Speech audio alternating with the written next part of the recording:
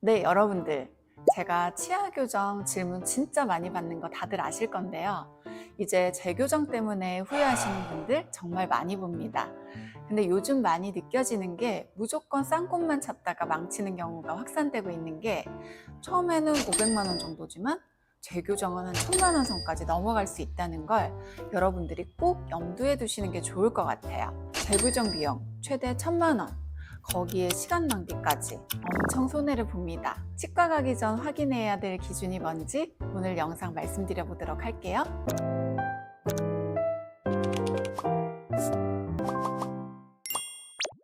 치아 교정 선택 기준이 뭐냐? 먼저 이것부터 궁금하실 거예요. 섣불리 시작했다가 돈 엄청 깨진다는 얘기가 진짜 많아요. 오늘은 치과 가기 전에 반드시 확인해야 될 기준 4가지. 이거 제가 딱 정리해 드릴게요. 첫 번째 기준은요, 원장이 끝까지 책임 진료를 하는가. 이거 진짜 중요합니다. 교정은 한번 시작하면 1년, 2년, 길게는 그 이상 가는 치료거든요. 그런데 중간에 담당 의사가 바뀐다? 이건 사실상 다른 사람이 치료 이어받는 구조예요. 요즘은 월급 의사 시스템으로 돌아가는 치과도 많거든요. 문제는 치료 계획을 세운 사람과 실제 마무리하는 사람이 다를 수 있다는 거예요. 그래서 꼭 확인하셔야 됩니다. 이 원장이 처음부터 끝까지 직접 책임지는 구조인가? 두 번째 기준은요, 어떤 케이스든 커버할 수 있는 실력이 있는가? 교정은 계획대로만 흘러가지 않습니다. 치아는 살아있는 조직이고 예상과 다르게 움직이기도 하고 잇몸 상태가 변하기도 해요. 인체는 로봇이 아니거든요. 변수가 진짜 많이 생겨요. 그리고 환자분의 협조도에 따라서 결과가 많이 달라지기도 해요. 이럴 때 필요한 게 매뉴얼이 아니라 경험과 실력입니다. 쉬운 케이스만 하는 치과와 그리고 어떤 케이스든 끌고 갈 수 있는 치과는 결과가 완전히 다릅니다. 교정을 조금 배워서 하는 치과와 전체 진료 과목이 치아 교정인 치과와는 완전히 차이가 난다는 거죠. 세 번째 기준은요, 치료 중에 생기는 변수에 대한 대안이 있는가입니다. 이건 두 번째와 연결되는 부분인데요. 치료를 하다 보면 중간에 계획을 바꿔야 되는 경우도 생겨요. 예를 들어서 발치를 할지 안 할지, 장치를 바꿀지, 방향을 수정할지. 아니 그건 전문가가 결정하는 거 아니야?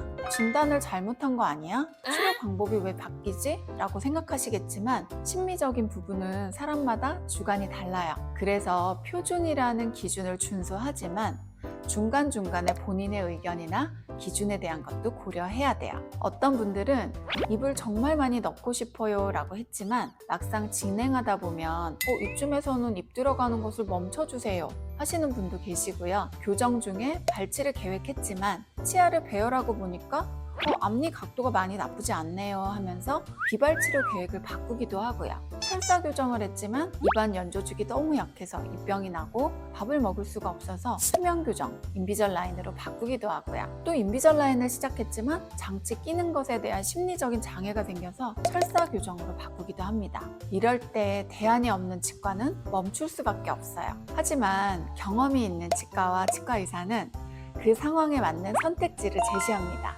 그래서 중요한 건 플랜 B가 있는 치과인가입니다. 네 번째 기준은요, 오래 성업하고 관리 시스템이 있는가입니다. 이건 의외로 많이 놓치는 부분이거든요. 교정은 끝나고 나서가 더 중요합니다.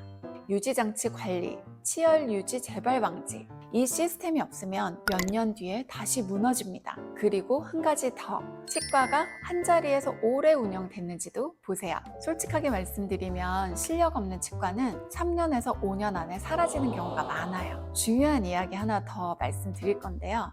이건 제 개인적인 생각이에요. 얼마 전에 어떤 방송에서 이런 얘기를 들었습니다. 손님이 바로바로 들어오는 식당보다 조금 기다려야 하는 식당이 오히려 재료를 더 정직하게 쓴다. 사실 손님이 많은 식당은 재료가 당연히 신선할 거잖아요. 이게 병원도 비슷하다고 생각이 돼요. 예약이 항상 비어있고 당장 오라고 하는 병원은요, 솔직히 말하면 운영 압박이 있을 가능성이 있습니다. 오늘 직원 월급, 월세가 급한 상황이면 의료에 대한 소신을 지키기 어려울 수도 있거든요. 반대로 예약이 어느 정도 밀려있는 병원은요, 적어도 조급하게 치료를 권할 필요가 없는 구조라고 생각이 돼요. 그래서 저는 개인적으로 예약이 조금 불편하다 나타나더라도 그 기준을 유지하는 병원이 더 낫다고 생각합니다. 오늘 말씀드린 4가지 기준 꼭 기억하셨으면 좋겠습니다. 이건 우리 치과에 오시라는 이야기가 아니에요. 이 기준으로 다른 치과를 가셔도 괜찮습니다. 다만 이 기준 없이 시작하는 교정은 다시 돌아오기 어렵습니다.